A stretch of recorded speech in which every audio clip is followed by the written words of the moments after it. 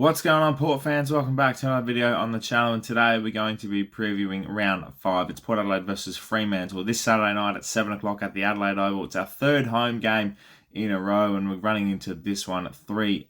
We're taking on a Dockers outfit who are also 3-1 and just come off a loss to Carlton at the Adelaide Oval in Gather Round.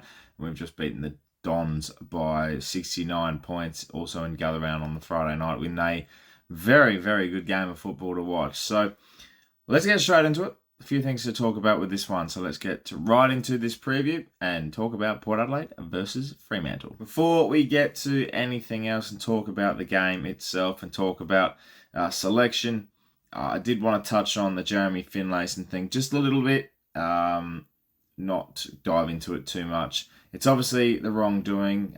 Full credit to Jeremy for acknowledging his mistakes and coming pretty much acknowledging that straight away and admitting he did such a thing. And obviously there's no place for that in the game. And it's disappointing for himself. It's disappointing for the club, and also disappointing for the team because he's become a sort of an integral part of the team this year.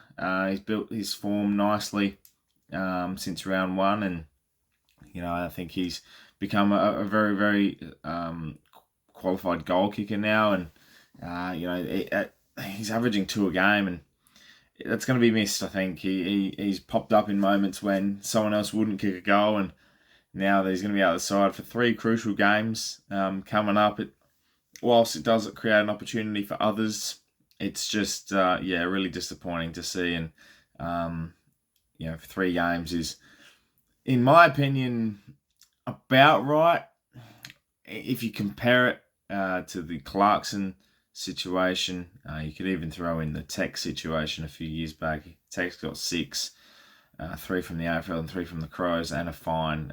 Clarko only got a fine, and then Finlayson gets 3 games. The inconsistency's there. 3 games is about right for the situation and what today has become. But the standard's been set, and it was set with Clarkson. So for Fremantle to be used as something a little bit different, I know the words are different. I know it's different, sort of a different situation, I guess, in some ways. But at the end of the day, if one's getting one and one's not getting the other, it doesn't sit really well with anyone in the community, and the AFL deserves to be called out for that. But that's it. I'm not going to touch on anything else. We can talk about this week's game. It is a crucial game for Port Adelaide and for Freo as well. Freo coming up against an outfit like Carlton last week and put them to the sword, and were really, really good. Played a strategic game of footy and almost got the job done. Some say they were robbed in the end, but they're coming up against a Port Adelaide outfit who are one of the quickest scoring sides in the comp. They're very, very different playing style than Carlton's. A lot more direct, a lot more corridor football, and I think it's one thing to expect Port Adelaide to come out and be pretty fit and firing and quick and great transition footy, and it's another to expect Freo just to lay down. I don't think they're going to do that. I think they've got the best defence in the league for a reason in terms of team defence, led by Alex Pearce, and I think having they kept the 2 spearheads in Mackay and Curnow pretty quiet for the most part. Coming up against a Marshall, a Dixon, not a Finlayson anymore, but a Georgiada's coming back, and a potential for Sweet to come into the side.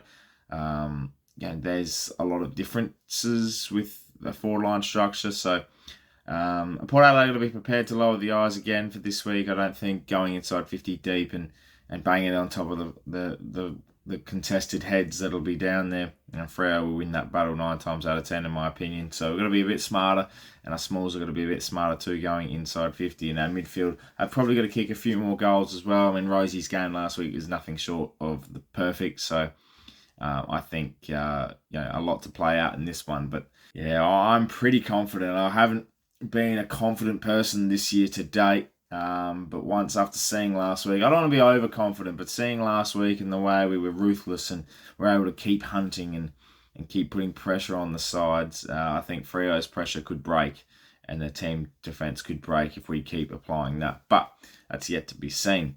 It's going to be a good contest though. And their midfield versus our midfield, Sarong and Brayshaw, Rosie, Butters, Horn Francis. It's pretty exciting. And, it's definitely going to be one to watch going into the Saturday night clash. I wanted to talk selection because I think this is the most crucial part about this week. Ollie Wines is available and Sam Powell-Pepper is available. Those two are probably a given to come back into the side. Now, what I would do with Sam Powell-Pepper is probably give him another week, get himself running about in the Sandful, and then come back into the side against the Pies. That's only my personal opinion because I think everyone in the side from last week deserves to keep their spot, and I wouldn't want to make too many changes. Anyway, Finlayson definitely comes out. That's a given. So maybe that does open the door to go back a bit smaller, and Sam Powell-Pepper comes back into the side. Wines will come in for, if Boak is not fit, come in for Boak. If not, he'll come in for Burgoyne, and I think Mead will be the sub. Mead deserves to keep at least his spot in the playing 23 and be a sub. If not, Boak will come out for that one. Do we go against the Grain and bring in Sweet? I'm not sure. I wouldn't be dropping anyone in particular because I think after a performance like that, you deserve to keep your spot. And people will throw the names. Oh, McEntee deserves to go. Mead, the scapegoats. They throw those names out. No, I think they deserve to keep their spot after a win like that. So, I think the options are there. It's pretty difficult to get a grasp on what we'll do, but I'm sure by the time this preview comes out, we'll know within a couple of hours what the selection will be. But my choice would be, I wouldn't play Boak. I would have Wines and Finlayson come in. Wines and Sam Powell-Pepper come in, and Finlayson and Boak out. Boak to be rested.